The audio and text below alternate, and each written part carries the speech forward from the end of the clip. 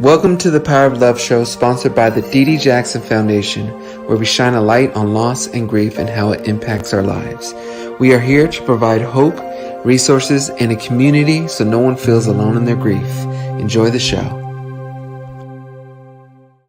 Welcome to the Power of Love show, sponsored by the D.D. Jackson Foundation, where we shine a light on loss and grief and how it impacts our lives. I am T.J. Jackson, and with me is my eldest brother, Taj Jackson. What's up, T? What is going on, Taj? We are live, of course, on Facebook and YouTube, and you may also be listening to us right now via a podcast.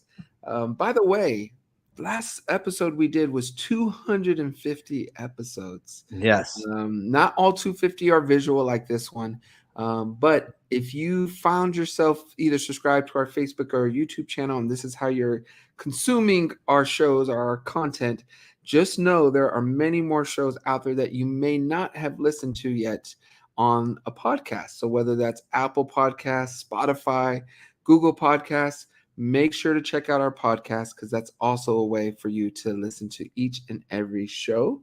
We do these shows every Wednesday at 1 p.m. Pacific Standard Time. And like I said, we're over 250 episodes, which has been one of our big goals since we started doing the Power of Love show. So I'm very happy about that. One thing I do have to say on behalf of my brother Taj and our entire foundation is that we are not licensed therapists. We are just ordinary people who've experienced loss in our lives. We've been impacted by it, and we have learned from it. So we like to share our opinions in an attempt to help you get through whatever it is you may be going through. Saying that, if you think you need professional help, we urge you to seek it and to find it. Please do not just rely on us. Grief, loss, dealing with issues is very, very challenging, ebbs and flows, so many different things. And it's important for you to know that you can reach out for help and you can try to seek help if you feel it's needed. So that's something that's very important that we want to make sure all of you know. I am in Las Vegas, which happens to be, let me make this prediction. I think it's your favorite city, right, Taj? It's if it isn't, it is. Yeah. I mean, there's literally because London was also one of my favorite cities, but I haven't been in London so long in a way that, Vegas is always my go-to. It's my favorite city for feeling in terms of like I just love Vegas. Traveling is the problem, driving to Vegas. If they had a speed, train or whatever, Vegas would be ultimately everything for me. I'd be there every day. But Taj, you do, let's say it this way. Your favorite city in the States? Yes, definitely. For sure, right? Yeah. Okay, well, I'm in your favorite city, Taj. I'm enjoying a little vacay with Franny J. Yes. We're just relaxing. My And city. yeah, thank you, Taj. It's important to get away, and that's what we're doing. We're getting Good for some you, time T. away before the madness of school starts, which for us is next week. Ooh, you're smart. I know a lot of the listeners and followers and viewers are knowing about school coming up, so we just wanted to get a nice little getaway before it's time to get back into that crazy grind. Mm-hmm. Taj, anything else going on exciting in the last week that you want to share with the community before we get into our wonderful show? No, there's not Taj, really. no, let me help you out. Okay, we had some family members come in town, right? And we met up as a family. Jeez, that's how crazy my life is. It's okay, Taj. You sound like me, but it's okay. Yeah, I do sound like you. Yes, we had some family members come in from New York, and family's so important anyway, and that. But then when you haven't seen someone, I think it was 7-8 years, Mm-hmm. in that way, and I had seen her kids through Facebook and stuff, just growing in that way. But you forget about the pandemic and stuff like that. But it was so great Yeah. to see her. I mean, it was our cousin Heather. Heather. So it's always wonderful to see family. Yeah. No matter how long it's been, it was a beautiful thing to get to spend some time with you, Heather. Yeah. But another big thing that happened for us, Taj, at least for the foundation, is we launched our big August fundraiser. So it's partnered with Grief Coach. It's our annual big fundraiser that we are doing. And as the banner says below, the info is in the show notes. And basically, we are trying to raise $5,000 to help sponsor. Hold on. I want to get this graphic up first. But to sponsor many kids here. Here's our fundraiser. Boom. So we are 535 of a goal of 5,000. And basically, we're teaming up with Grief Coach because we could sponsor 100 kids to get access to text messages and basically counseling and therapy throughout the first year via text. And what I loved and what we loved about teaming up and going for this fundraiser is so many kids today. I mean, for a lot of us adults, we're good with phone calls, we're good with meeting people face to face. But our kids, they've grown up via phones and text messages. So where it's a cool thing where it can meet their needs on their playing field, if that makes sense, via text. And it was a very it's a great company that's doing the work, and we are happy to team up. So if you want to make a donation and help us get to our goal to help, like I said, hundreds of kids get through this difficult time of going through a grief, make sure you click the link in the show notes and make a donation. $5, $10, whatever you can do. If you could do more, that would be great. It's a month-long fundraising event for Dee Dee Jackson Foundation. So, and I want to thank everyone who has already donated. Like I said, we're already at 535. This was as of, I believe, this morning. And it's a big thank you. So thank you all for supporting us and supporting our mission and in helping, like I said, hundreds of people get through the most tragic loss, losing a close, immediate family member. So thank you all. Yep. Taj Jackson, anything else I need to talk about before we get to our show? No. We're good? I'm excited to get to it. All right. So on today's episode of the Power of Love Show, we welcome special guest Marisa Renee Lee, a former appointee in the Obama White House and writer. Marisa Renee Lee says, grief requires a degree of vulnerability that America doesn't freely give Black Americans. You can't grieve when you can't breathe. The lack of safety and support is something we must learn to demand to fully heal from our many losses. Author Marisa Renee Lee shows what it looks like to live a full and joyful life after experiencing a life-changing loss. In her book, Grief is Love, she reveals that healing does not mean moving on. Healing means learning to acknowledge and create space for your grief forever. She guides you through the pain of grief, whether you lost a person recently or a long time ago. She shows you what it looks like to honor your loss on your unique terms, and she debunks the idea of grief stages or timelines. Living with loss requires you to learn how to love yourself and the one you lost with the same depth, passion, joy, and commitment you did when they were alive, perhaps even more. At its core, Grief is Love explores what comes after death and shows us that if we can own and honor what we've lost, we can have a beautiful and joyful life in the midst of grief. Marisa elegantly offers research-based advice and wisdom about what it means to claim space authentically and defiantly for these complicated feelings and emotions. She is no stranger to grief herself. In 2008, after a lengthy battle, she lost her mother to cancer. Shortly after, she lost her fertility, a pregnancy, and most recently, a cousin to the COVID-19 pandemic. These losses transformed her life and led her to question what grief really is and what healing truly requires. Marisa Renee Lee is a called upon advocate, writer, and speaker on coping with grief. She is a rabble rouser of social healing, former managing director of My Brother's Keeper Alliance, co-founder of the digital platform Supportal, and founder of the Pink Agenda, a national organization dedicated to raising money for breast cancer care, research, and awareness. She is a regular contributor to Glamour, Vogue, MSNBC, and CNN. She is a graduate of Harvard and an avid home cook. She lives with her husband, Matt, their newborn son, Bennett, and their dog, Sadie. without further ado, everyone, please welcome to the show, Marisa Renee Lee. Marissa, I have to ask you. I see you smiling, laughing. What's bringing up the smiles? Is it me I butchering some of the mean, words that here? What is? no. It's just like that bio is ridiculous. Like I need to talk to somebody about No, it's trimming it good. down. It's a little over the top. And But no, I no, will no, you're say, good. as you were reading, I was thinking like, oh, and then I wonder why I'm so tired. Like, what is wrong with you, girl? So yeah, I was laughing at myself.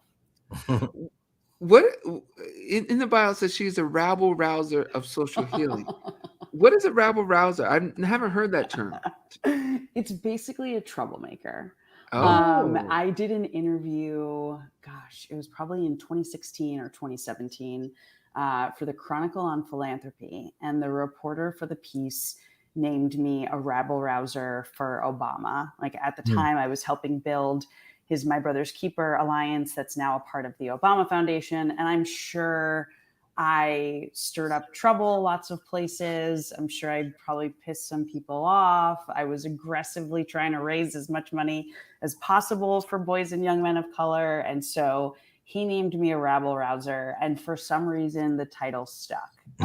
So I'm a troublemaker for good. wow. All right. Well, there you go. I've never heard the term rabble rouser, but what I love about it, I don't think it's common anymore, but I love how you smile with it. So that you take it. I love it. Take it. So you have obviously a very impressive resume with so much experience in so many fields.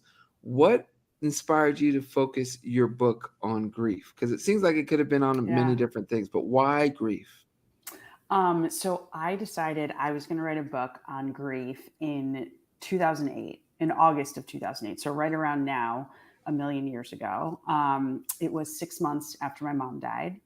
And before my mom died, I spent all this time like preparing to lose her. You know, I did research on death and dying and grief. I made spreadsheets with, you know, what she wanted to do with various personal items, you know, what songs she wanted for her funeral. I talked to her about some of her big like fears and concerns and regrets at the end of her life. And I thought all of that was going to make it easier when it actually happened. But as I think you two know well, it didn't. There is truly nothing that can prepare you for the impact of losing someone you love, you know, someone you define as one of yours, your parent, your spouse, your child, your best friend, etc. And in my case, I mean, it was like I got hit by a truck. Like it was awful. But because I had done all that preparation, I kept feeling like there must be something wrong with me for being so sad. You know, like you knew this was going to be sad. You knew this was going to be hard. Why are you having such a hard time with it? You know, I was judging myself. I was really ashamed of how upset I was until one day. And I'll be honest, I don't know what happened to shift things in my mind. But one day I just kind of hit a wall 6 months out and I was like, you know what? There's nothing wrong with me. There's nothing wrong with me. Like my mom died and it's awful, but there's nothing wrong with me for feeling this way. Where the problem sits is in how we talk about grief and loss. You know, we think about, and, you know, even just thinking about how it's represented in our culture, like in movies or TV shows, somebody dies, everybody goes to the funeral, and then life goes on and it's just sort of over. And I felt like that was frankly bullshit. And so I decided August of '08, I was going to write a book about grief that told the truth about what grief really is, that would not be super sad and depressing, and that would be a New York Times bestseller. So far, we've checked 2 out of the 3 boxes. I'm still waiting for the Times. But I felt like I needed to get at how we define grief and then redefine it so that other people don't struggle the way that I did when my mom first died, thinking that there was something wrong with me. Why do you think that happens? Why do you think we sometimes think something is wrong with us when we go through loss? Yeah, I think it's like when we go through loss, I think it also happens when we go through other hard times in life. And I think part of it has to do with the fact that we don't normalize these challenges and these like really difficult moments like grief or some of the challenges that some of us may experience around our mental health. Like we still view a lot of those things as things to be, you know, kind of hidden and quietly dealt with on your own. Like there is this fear and concern about your challenges then making other people feel bad. You don't want to be around people when you're sad or having a hard time because that's like your thing to deal with and fix. But really, being sad or struggling in any way, whether with grief or something else, like it's just a normal part of being human. And I think because we don't talk about or normalize these experiences, and we tend to put the impetus on the person who is in pain to just fix themselves as quickly as possible, then when you are that person who's in pain, like you think, oh, like this is my problem, like this is my thing that I have to fix, that I have to deal with. You don't think about really reaching out and kind of sharing that experience with others as a part of healing. And I hope Grief is Love helps to change some of that. Yeah.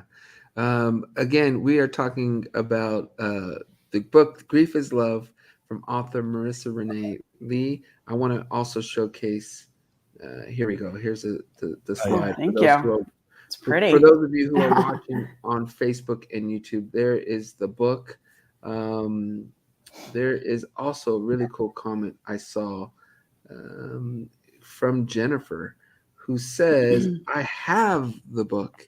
I recommend it. I have it in all formats, hard book, ebook, and audio. All in. So there you go, thank Marissa. you so much, Jennifer.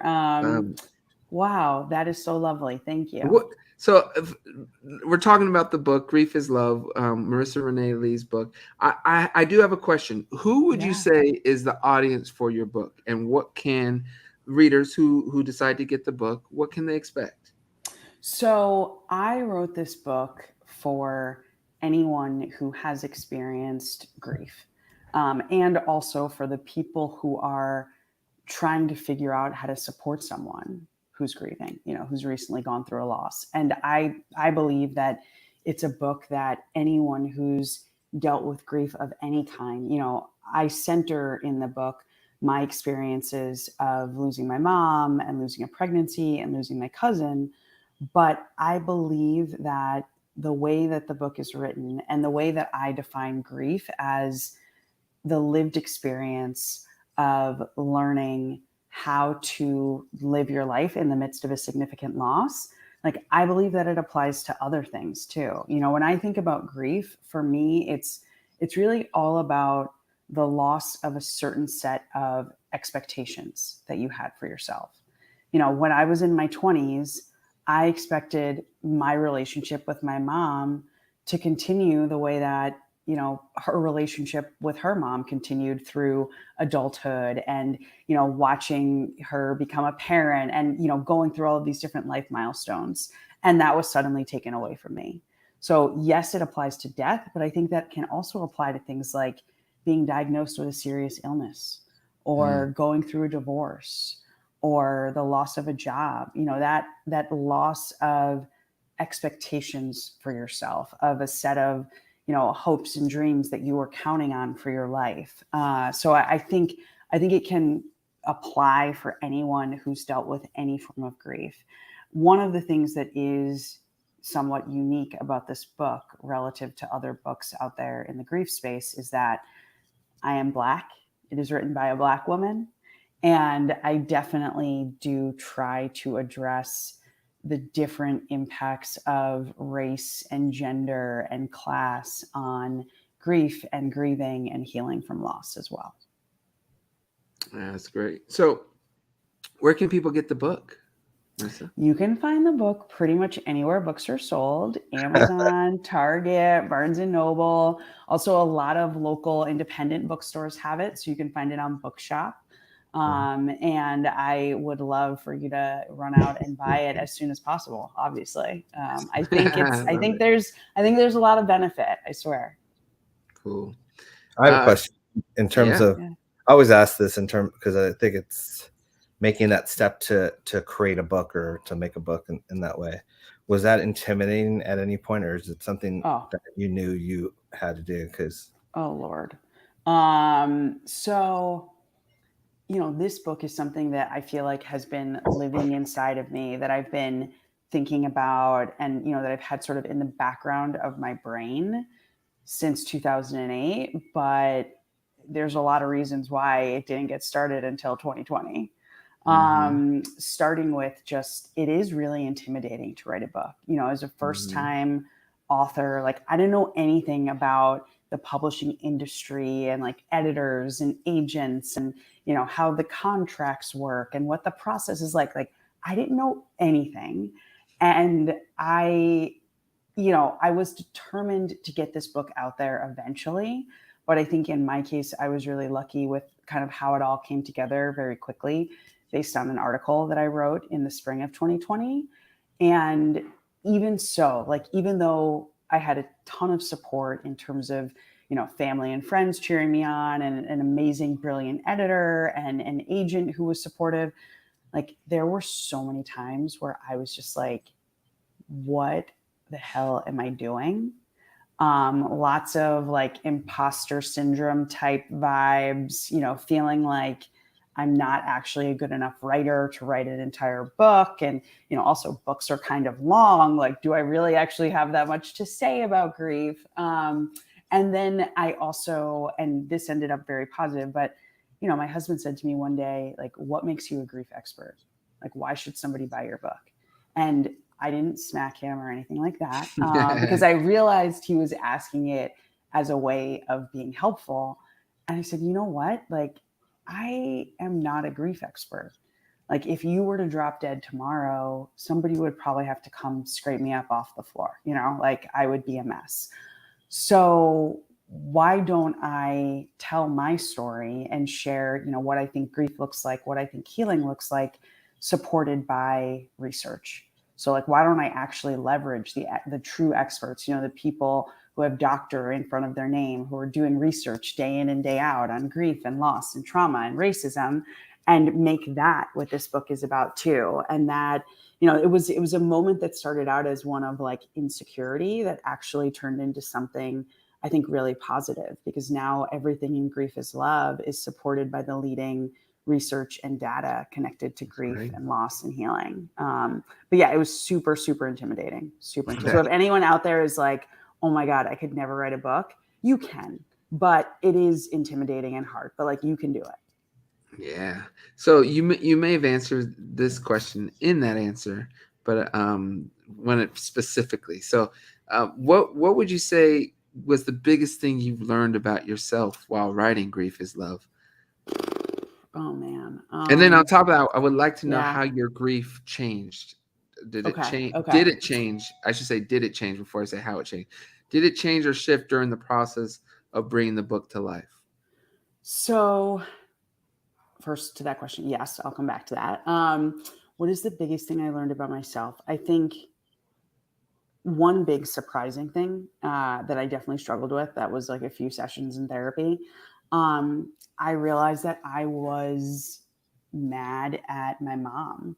Like it is very common for bereaved children to feel anger, which is really just feelings of abandonment usually. Like I was mad that she died. I was mad that I'm left to figure out all of this grief. I was mad that because she died, she then wasn't there when we lost our pregnancy. Like turns out like I was just really fucking mad. So that was a surprise. I did not see that coming. The other thing I learned, and I say this especially to people who are thinking about writing or, taking on other big projects like you all have, like starting a foundation or starting a show, like you really have to believe in yourself first when you are creating something from scratch, because there are always going to be a million logical reasons why you shouldn't do something new.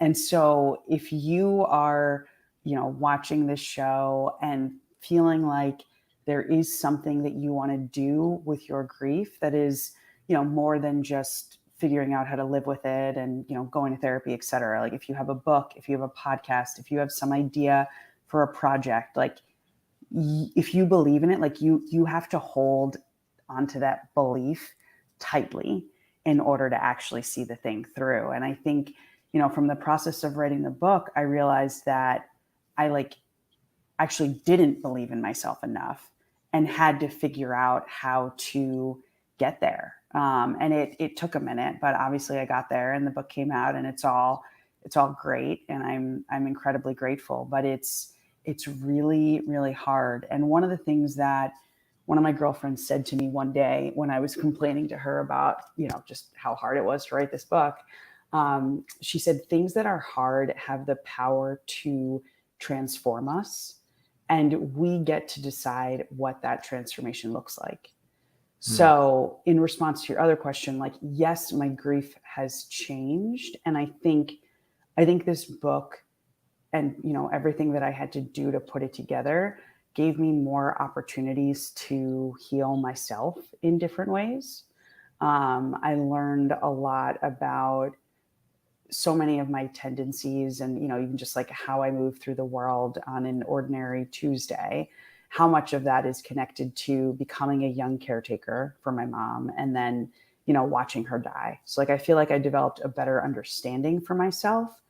And I also came to see where grief shows up more in my life and just like a better understanding for why that happens sometimes, based on all the research that I did. What I don't want anyone to think is like, oh, like she put this beautiful book out and to see me, smiling at book events and doing interviews and think that I've like figured it all out, because I haven't. Last week was actually a really hard week for me on the grief front. We're going through a bunch of different positive life changes over here, but change is one of my grief triggers. So I feel like I learned more about myself, both what I need in order to be okay living with loss and also what things are most likely to trigger, sort of a grief response from me.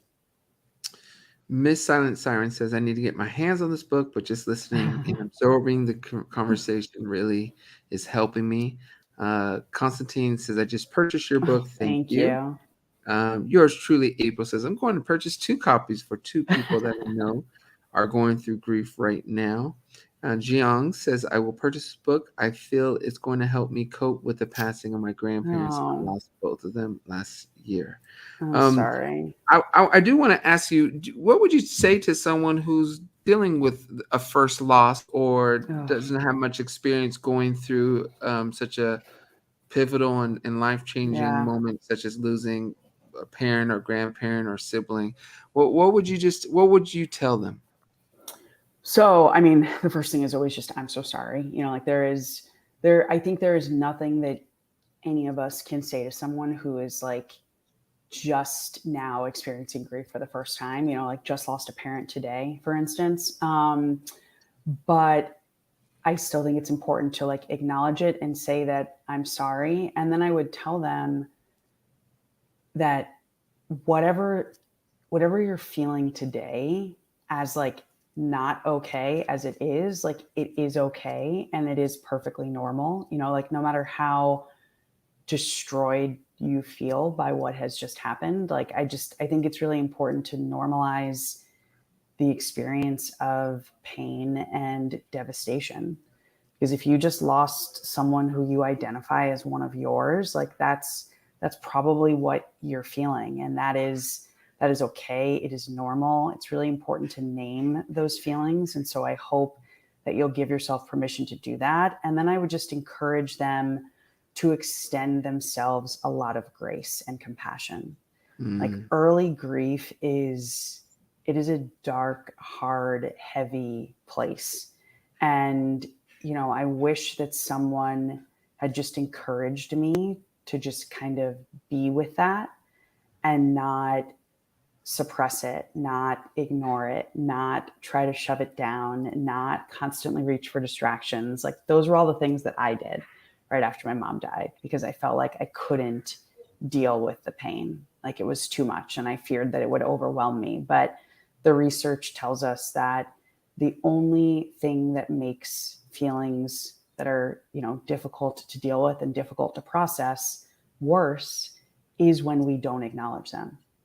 When we acknowledge them, we reduce their power over us and begin to aid the healing process. And so, if you're deep in it, I hope that you are able to acknowledge what you're feeling and show yourself some compassion and grace, because it's really hard. Yeah. Anna says, normalizing pain. That is so true. Pain can unite us instead of isolate us. And Angie says, ignoring grief just makes it worse. Exactly. I tried. I failed. And a couple more about your book. I have to share it. My Life, My Hurdles, and My Survival says, I'm descending on Amazon after the live to locate the book. So that's also going to be in our show notes too. My Life, My Hurdles, and My Survival. So you could check a link there to get to the book. And Sequoia just purchased the audio. I'm sure it will help me with grieving the loss of my sister and dad. I hope so. I'm sorry. Okay, so Marisa, we are going to switch gears because you do many different things, and we're running already shorter on time. But I have to know about the digital platform that you co-founded called Supportal. Yeah. Sounds very cool. What inspired you to help create something like this, and what is the mission of Supportal? Yeah. So my girlfriend and my girlfriend is a 2-time cancer survivor herself, and her mom almost died from breast cancer twice. So she's, been through her own stuff. And because of what we've both been through, people would always, call or text us when something bad happens to like somebody else they know. Like we get the text when so-and-so's coworker just had a miscarriage, or this person has like a new serious illness, or, like we've been casually behind the scenes advising people on how to support folks during tough times. And we thought one day, what if we just like found a way to like put this information online, so that it's not just our friends texting us, but other people can come and read stories about, the worst things that have happened to someone, and then what someone did to support them, like how someone showed up for them when these tragedies took place, so that folks can then get ideas for how to support their own loved ones and colleagues and friends when terrible things happen in their lives. And our big thing, people always ask like, what do I do? So-and-so just lost someone. Our biggest thing is like, do something. Do not ask them what they need. Do not ask them how you can help. Like their brains are literally overwhelmed by the loss that they have just experienced. So you just need to, as the support person, make a plan and show up in some kind of way, whether it's bringing them a meal, or, mowing their lawn, or watching their kids, or, even just sending a gift that maybe reminds you of the person they lost. Like there are a million different things you can do, but my biggest thing is like, you have to do something. That's fantastic. Okay. So Good advice. Yeah. that is not all you do though. You also have founded the Pink Agenda, another organization, right? So tell us about the Pink Agenda, how it differs and what that is. And also what was your goal in launching the Pink Agenda? So first of all, I have a problem. I just routinely start things every few years. It started in 5th grade with a babysitting business that my best friend Allison and I launched after reading the Babysitters Club series. So I have, you're right, way too many things going at once. Thankfully, I don't manage them all anymore. But the Pink Agenda was started in honor of my mom, Lisa, when she was actually still alive, battling stage 4 breast cancer. And, I had this moment where I realized what I could do to support my mom was fundamentally limited by the fact that she was going to die. And like, there was nothing I could do to stop that from happening. So then it was like, what can I do Well, I am known for being pretty fun and good at throwing parties and socializing. This was also me now, gosh, almost 20 years ago. And I have generally been known for being shameless when it comes to trying to do good, rabble rouser title coming back to haunt me. And so some friends and we decided we were going to throw a party to raise money for breast cancer. And after we threw the first party, there were requests from people all across the country to throw more parties, with the focus being, getting young professionals engaged in the fight to end breast cancer at the earliest age possible. Like, don't delay your philanthropy, like start making investments in this issue that you care about now, so that hopefully over the course of, our lifetimes, we'll be able to see like a very real impact that we've made.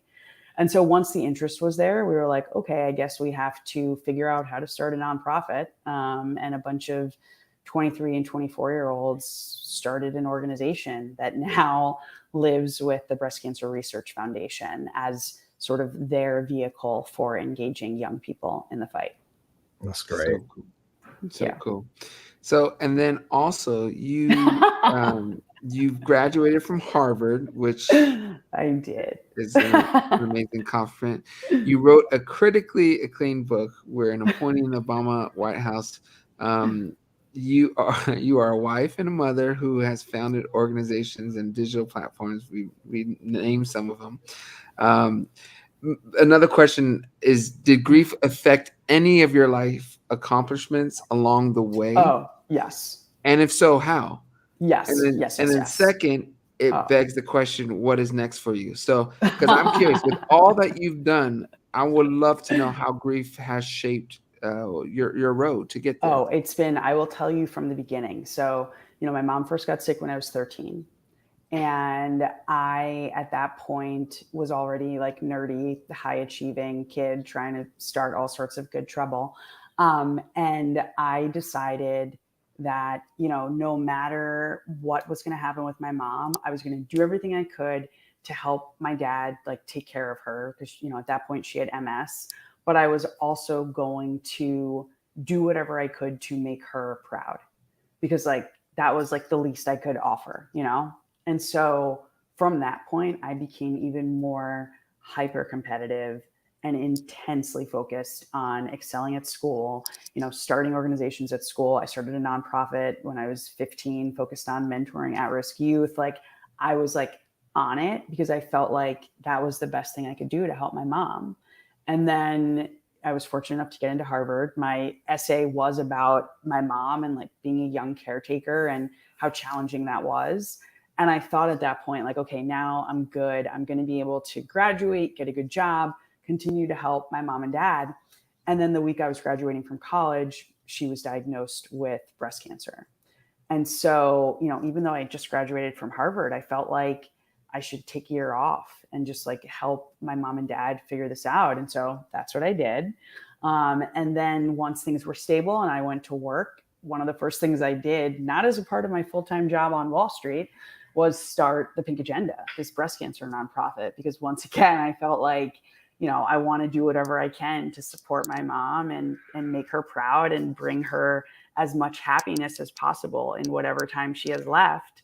And then she died. And like a big part of my grief story is entitlement. Like, in the months following her death, I felt like I should be entitled to basically whatever I want professionally, since, God, the universe, whoever you want to blame, like took my mom. And so I harassed everyone I knew until I found my way into the Obama administration, because that's where I felt like I belonged. And, I obviously wasn't able to work on the campaign or do any of that stuff because I was still taking care of my mom at the time. But I was like, these people just need to give me a job. Like, they need to give me a job. They need to give me a chance.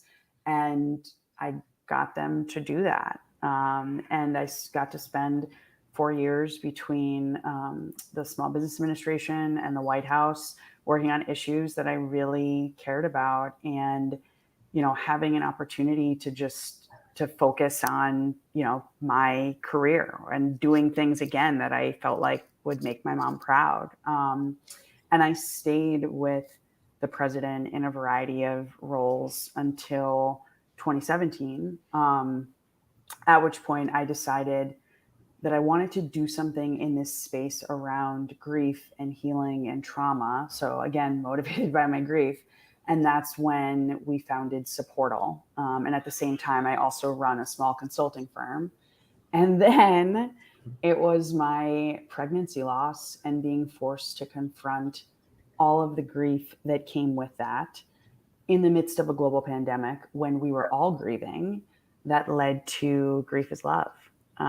So yeah, I mean, my grief and my professional career have been like this since I was a teenager. And now, what's next? I am actively trying to figure that out. I think there's a lot of things that I could potentially do with this book. It seems to really be resonating with folks. And because of the way my brain works, I can't shut off the business strategist, like former White House staffer part. So I definitely think there's some policy work that can be done in the grief space. I see lots of opportunities for public-private partnerships. Like I have tons of ideas. I just need a little bit more time than I have right now to actually implement any of them. Well, you definitely are a busy person. But that's a good thing. You have a lot to offer the world. So it's wonderful that you're doing as much as you're doing. Question, how can people learn more about Supportal, the Pink Agenda? We already mentioned Grief is Love is available on all bookstores, so that's easy. But is there a specific place, a home for you and all you are doing? Because people love you, Marisa. I think you've maybe been seeing some of the stuff, but as Rido says, you're such a powerful lady. Caitlin says you're truly an inspiration. Anna says you're a great role model, Miss Lee. And Angie says she's a hard and smart worker. So where can people learn more about everything? Is it your website? Is that the best place to start? Yes. So head to marisareneelee.com and definitely follow me on Instagram. That is where I share the most. But I'm kind of bad at social media. So definitely go to marisareneelee.com. Okay. All right. So there's a couple of things I'm going to say for the very, very end, the closure. But when we warned you, Marisa, what we like to do on the Power of Love show, we like to give our guests the final say. You could talk about anything you want to talk about. You could talk about your book. You could talk about a future idea you have for whatever, another project. You can even talk about your favorite show on Netflix or movie or dance or song or album, whatever you want to talk about. Okay. I'll be honest. I've been so boring lately because, as you can tell, all I've been doing is working and trying to sleep. But a couple things that have gotten me through this just incredibly intense period. So first of all, I am a Peloton person. So if anyone watching is a Peloton person, I am leading the pack on Peloton, although I am never leading anybody, just to be clear. I'm not that good, but I do enjoy it. I also, this is so dorky, I have started building a playlist for my 40th birthday party, which isn't until January. But these are the things when if I'm on like a boring work call or like watching my son, but really looking at my phone, even though I shouldn't be. I've been adding songs, and I just want to say, Timbaland, like he is a gift. Like there are so many jams from like high school and college. I'm like, yes, this is going on the playlist. Yes, this is going on the playlist. What else have I been excited about lately? Oh, the other thing you should know if you choose to follow me, I love food. Food is my thing. It has definitely gotten harder with a little baby to find free time to make elaborate recipes, but I'm still spending a ton of time in the kitchen and have been baking a lot. Like it was definitely, I became another one of those people. I mean, I was a baker before, but during the pandemic, I was like, there's some recipes that I am just going to really try to nail. So I have the perfect brownie recipe. I have what I think is a pretty perfect chocolate chip cookie recipe. And then this one actually connects to my grief.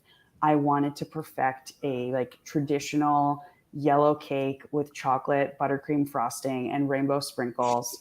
And I think I have found the perfect recipe. Not one that I came up with myself, but one that the internet has blessed me with. So those are some random thoughts for you to close. I love it. I love it. Love it, love it, love it. Okay, so Marisa, we've talked about Grief is Love, which is now on the screen for anyone watching on Facebook and YouTube. This is what the book looks like. It's called Grief is Love, Living with Loss by Marisa Renee Lee. You can find it on Bookshop. You can find it on Amazon, at Target, and pretty much anywhere books are sold.